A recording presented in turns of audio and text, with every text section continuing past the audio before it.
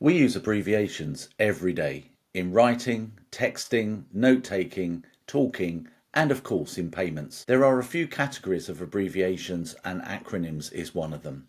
When you shorten a phrase by using just the first letter of each word and then pronounce it as a new word, you're using an acronym. Payments aficionados often dine out on acronyms with the first letters often replacing the full phrase. Well, it's been a while since direct debits were processed by the banker's automated clearing services, or you purchased your house with a payment sent via the clearinghouse automated payment service. It has been many years since both BACS and CHAPS have entered our vocabulary of derivations of long established payment scheme names. But back in 2006-2007, a name was needed for the new payment kids on the block. It was time to invent a name for a near real-time payment system scheduled for introduction by the banks in May 2008. Today's global payments naming convention would have led this to a new payment type to be christened as an instant payment. But 2006-2007 was a long time ago, and as a deferred net settlement or near real-time system with an SLA of 2 hours, perhaps an instant moniker would have not been appropriate. For a time, it looked like the new payment type might be called immediate payments. But if instant didn't work, then it was also unlikely that immediate would not work either.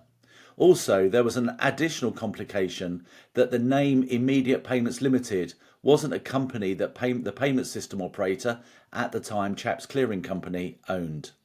So with a distinct lack of creative innovation, we ended up with a faster payment and an acronym of FPS, with the S being interchangeable between service, system and scheme. Now today, we all know about faster payments and frankly we don't care what the S stands for.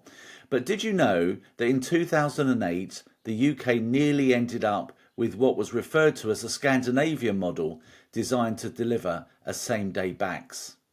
The term Swedish model is referred to as a special institutional arrangement of a society that's sometimes described as a middle way between capitalism and socialism. In the second half of the first decade of the 2000s, a different type of Swedish model was about to take centre stage for the same-day BACS payment slated for launch in March 2008. In response to the demand for a same-day BACS payment by the Payment Systems Task Force set up by the Office of Fair Trading, the industry initially offered Elle, early for late, late for early, where a payment submitted by midday will be delivered by the close of business that day, and one submitted after midday will be delivered by midday the next day. However, in December 2005, the Payment System Task Force accepted an APAC's recommendation for an even more ambitious target on payment times to ensure access to funds within a couple of hours of any payment being made and allowing payments to be made 24 hours a day, 7 days a week and to be made available by November 2007, although this was later amended to May 2008. And with the Elle acronym ceasing to be relevant and naming options including instant and immediate not really working, the industry adopted for the easy option of faster than a BACS payment, along with the 3 variations of S. And the rest, they say, is history. Interestingly, despite the couple of hours translating into a 2-hour SLA, the faster payment scheme has actually delivered an instant or an immediate transfer of funds between the remitter and the beneficiary, albeit with a deferred net settlement happening in the background. So perhaps an instant payment moniker could have worked instead of defaulting to a faster than what payment. Whilst naming conventions may leave a lot to be desired, we should be thankful that sense prevailed and the same-day BACS design chosen was the faster payment scheme service system that we've all enjoyed for over 15 years. I feel that the UK would have been much poorer with Elle.